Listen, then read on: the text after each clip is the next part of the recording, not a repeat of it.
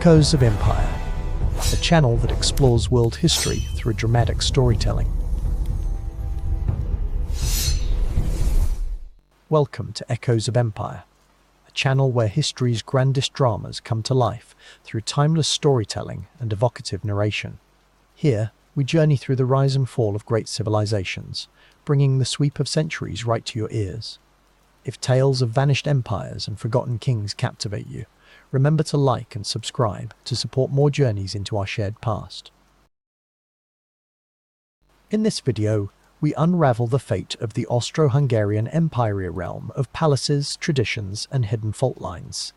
You will witness how Europe's storied monarchy crumbled amidst the chaos of war, forever altering the map and destiny of nations. Through gripping scenes and vivid description, we explore the personalities and pressures behind this pivotal turning point in world history. Now, let us begin at the empire's height. Chapter 1. The Habsburg Throne Ascendant. It is the dawn of the 20th century, and Austria-Hungary basks in regal splendor. Vienna shimmers beneath winter's light, a city of grand boulevards and glittering palaces. In gold-adorned ballrooms, waltzes drift above polished floors as nobles swirl in elegant procession. The empire, immense and diverse, seems eternal yet, within its marble halls and snow-capped borders, questions quietly gather like distant thunder. Emperor Franz Joseph, steadfast yet aging, presides over this realm of contrasts.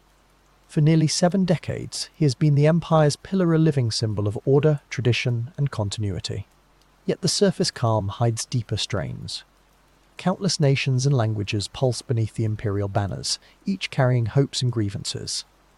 As the empire's people revel in ceremony and crown, the future's shadows lengthen across the land. Chapter 2. Fault Lines. Beneath the surface, beyond the empire's gilded halls and grand parades, invisible tensions simmer. Czechs yearn for recognition, Hungarians demand their rights. Poles and Serbs whisper of freedom beneath the watchful eyes of imperial officials. The pomp and unity the Habsburgs parade to the world hide a landscape fractured by competing dreams and ancient wounds. Shadowy conversations hint at the storms gathering just beneath the facade. In smoky cafes and secluded salons, voices once muted now find power in numbers. Revolutionaries gather in secret, weaving networks of dissent. Their words, laced with hope and defiance, drift through the urban night. Newspapers, once full of official decrees and triumphs, now leak rumors of unrest. The old order, sensing danger, watches every movement, but the spread of new ideas cannot be contained within marble walls and candle-lit ballrooms. The empire's rulers, draped in sashes and age-old tradition, grow anxious as the fabric of unity strains.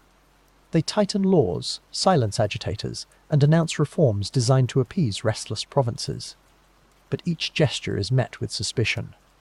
Across the Danube and beyond the Carpathians, the chorus demanding autonomy only grows bolder, its tempo echoing in city streets and rural villages, a Lycaean undercurrent too strong to ignore. As the chapter unfolds, subtle rebellions turn to bold declarations. The gulf between crown and commoner widens, and the Habsburg dynasty's grip loosens with every discordant voice. These social and political fractures mark the beginning of a new Aryan age, where the old order faces a tide of change. What once united this patchwork empire now threatens to pull it apart, setting the stage for a dramatic, world-altering unraveling. Chapter 3. The Spark in Sarajevo, June 1914. Sarajevo stirs beneath the summer sun as Archduke Franz Ferdinand and his wife ride through crowded streets. Shadows linger at the edges, nervous glances, whispered warnings. In a flash, gunfire pierces the tense air, and history shudders. The carriage jolts, panic erupts, and in those fateful seconds, the Austro-Hungarian Empire encounters the spark that will set everything ablaze. News of the assassination sweeps swiftly through the empire, carried on hushed voices and trembling telegrams. Vienna recoils in shock, court mourners drape the city in black. Diplomats whisper behind heavy doors, monarchs ponder revenge. The world's equilibrium shudders. Leaders across continents realize that this single act will unravel bonds carefully forged for decades, and soon, the ancient order will never be the same. Crowds gather outside palaces and embassies. Some wail, others rage. Tensions ripple through the streets as old grievances and feverish patriotism ignite. Soldiers stand on alert, streets echo with the sound of distant marching boots. As monarchs and ministers debate in candle-lit chambers, unseen hands set the machinery of retribution into motion.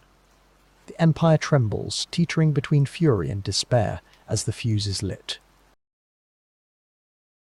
The aftershock moves beyond Sarajevo, pulsing across borders and continents.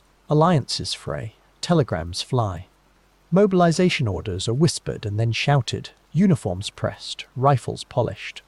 The world inhales, suspended in uneasy silence. In that breathless pause, the choices of a few will soon engulf millions. Here, with the death of an heir, the Austro Hungarian Empire begins its long descent into the abyss of history. Chapter 4. Marching to War. The summer of 1914 sees Austria-Hungary convinced of swift victory. Flags flutter above eager soldiers as they prepare to march into Serbia, cheered on by hopes of honour and triumph.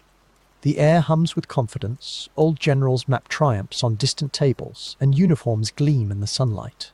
Yet beneath the bravado, shadows begin to gather. The true scale of war has yet to be gathered.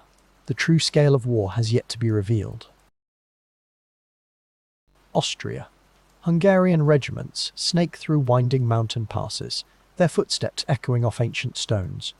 The valleys, once peaceful and crowned by morning mist, are now filled with the rumble of artillery and the shouts of commanding officers. Banners snap sharply in the cold, tense air. What began as a single conflict soon pulls Europe's great powers into its orbit. Alliances ignite, and the continent teeters on the edge of catastrophe. Alliances ignite, and the continent teeters on the edge of catastrophe. The optimism of quick conquest fades almost overnight.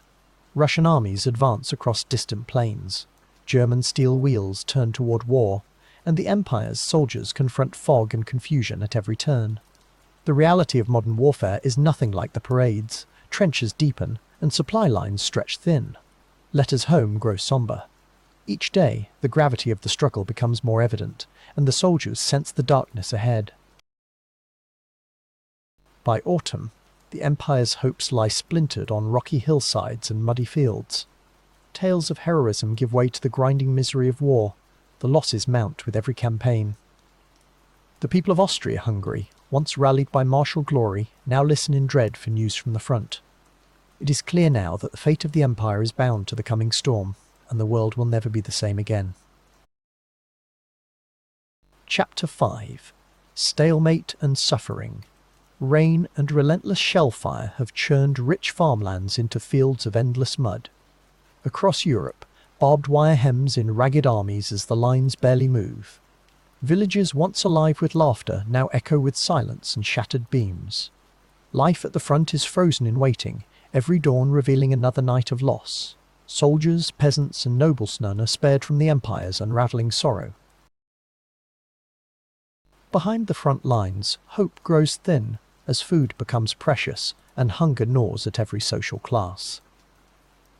The empire's vast bureaucracy is stretched beyond its limits, scrambling to feed armies that never seem to advance, and citizens left in cold, empty streets. In grand manors and tumble-down cottages alike, desperation blurs the lines between privilege and poverty. Everyone feels the tightening grip of deprivation as the machinery of war consumes all. In the villages, peasants till soil scarred by trenches, their harvests requisitioned and children sent off to war. Nobles, accustomed to comfort, now barter jewels for bread, their estates swallowed by requisition orders and the marching of boots. Letters from the front tell of suffering shared across ranks brotherhood found in hardship, resentment sown between those who serve and those who spare. The empire's old divides begin to wither as its people endure together. Each day blends into the next, marked only by rations and the distant boom of artillery. Hope fades quietly, replaced by grim resolve. Children grow up never knowing peace, their games mirroring the battles raging just past their villages. In candlelit rooms, families cling to rumour and memory, wondering if their loved ones will return. A deep collective weariness settles as Austria-Hungary's foundation cracks not only on the battlefield, but at home. Chapter 6. The Crumbling Court. In the waning days of the Empire, weary officials wander the corridors of power, their footsteps echoing beneath gilded ceilings. With every new disaster on the battlefield, confidence gives way to doubt. Imperial messengers bring bad news with trembling hands. Tension mounts as the mood within the palace shifts, unity replaced by murmurs behind closed doors. The once mighty court now teeters on the brink of chaos, its authority. The empire's proud traditions unravel as defeat and deprivation grind down the court's resolve. Opulent banquets fade into memory, replaced by cold, hurried meetings under flickering candlelight. Ministers question each other's loyalty. Rivals seize their chance to settle old scores. Every whispered rumour, every slammed door, feels like another crack in the palace's marble heart. Suspicion takes root where trust once flourished, the very spirit of resignations shake the very foundations of leadership.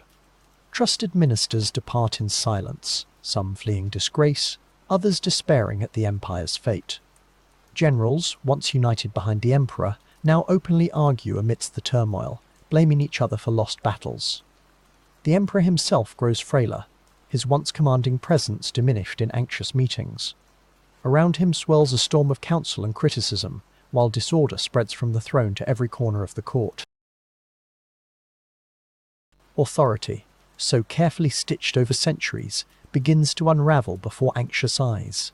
Remnants of grandeur remain splendid halls, polished uniforms, but the centre cannot hold. Behind grand facades, unity is lost, and the empire's fate is sealed not by a single act, but by a cascade of internal divisions. The great imperial court, once the beating heart of a vast domain, fractures under the pressure of its own unravelling power, marking the twilight of authority in Austria-Hungary. Chapter 7. Revolt and Revolution. Across the vast cities of the empire, a restless energy courses through the streets. In Budapest, people gather beneath stormy skies, voices rising in defiant song. Crowds push forward, toppling the statues that once symbolized imperial might. Flags of hope and rebellion appear on every corner. In the thunder of the crowd, the old order trembles, as the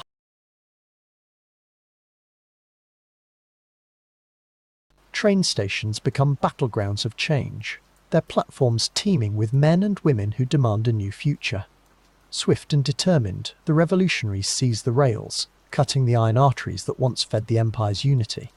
Printers churn out proclamations through the night, each sheet a call to arms. Telegrams flash across borders, spreading word of sudden liberty and fueling wild hope in every restive province. In Prague, the scent of smoke and anticipation fills the air. University students link arms with factory workers, painting new banners by streetlight. The echoes of martial music clash with calls for independence as crowds spill into public squares. Jubilant yet anxious, citizens watch as the last imperial officials board trains, vanishing into history's dusk. Local councils hastily assemble, declaring newfound sovereignty over their destinies. The age-old empire, once held together by dynastic pride, begins to unravel at its heart. Region after region proclaims its independence, each declaration a stone cast into the churning waters of revolution. Families cling to one another as borders change overnight. A sense of chaos and wonder hangs in the crisp autumn air, for all know that tomorrow the map and their lives alike may be transformed forever.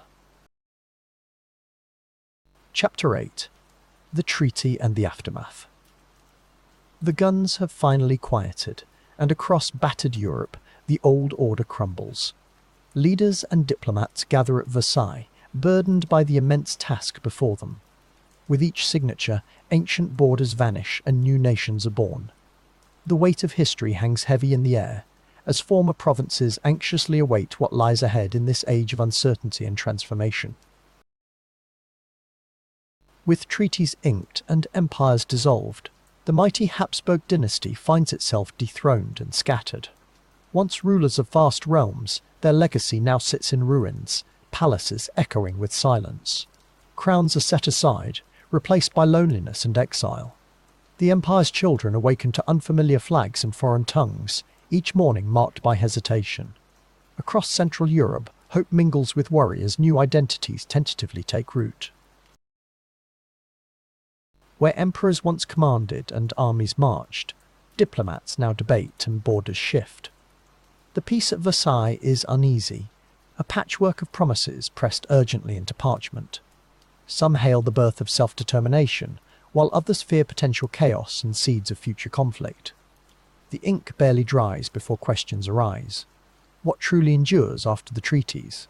Is it freedom or fragility, born of impossible compromise? As the dust settles on fallen thrones, Central Europe awakens into a world shaped by uncertainty. Families separated by lines on maps search for belonging beneath new banners. The Habsburgs retreat from history's stage, their presence fading into legend. Yet, the choices made at Versailles echo long after reshaping destinies, stirring new passions and whispering of both possibility and peril in the fragile dawn of peace. Chapter 9. Echoes of Empire. In the silent aftermath of the fallen Habsburg realm, history lingers like a fading note. The old empire is gone, swept away by the tides of war and change, yet its presence breathes in the stones of city squares and the melodies drifting from distant halls. What remains when an empire collapses? Only echoes found in the things still standing and in the hearts of those left behind. Even as new nations rise from the remnants, the past gently persists. In the grand arches of Vienna's palaces, the ghostly waltz of a former age continues, mingling with the vibrant pulse of today. Each street corner seems to whisper stories of emperors, revolutionaries, and dreamers who shaped the destiny of millions. The empire may be gone, but its memory casts a long shadow over Europe's identity and aspirations. Through fractured memories and faded photographs, descendants remember both the splendor and sorrow of the Habsburg twilight. Some recall the emperor's grand processions or the music that once filled candlelit salons. Others, the hunger and despair brought by a lost war. The scars of empire endure in families and traditions, shaping how people see themselves, and each other sparking both nostalgia and questions for the generations that follow. As the story closes, imagine ruined castles draped in ivy and wildflowers blooming, reclaiming what was lost. These landscapes speak of loss, but also of renewal. From the broken stones rise hopes for a better future rooted in history, but open to change. The echoes of empire are not just a warning. They are a reminder that every ending carries the seeds of a new beginning, waiting quietly to blossom again.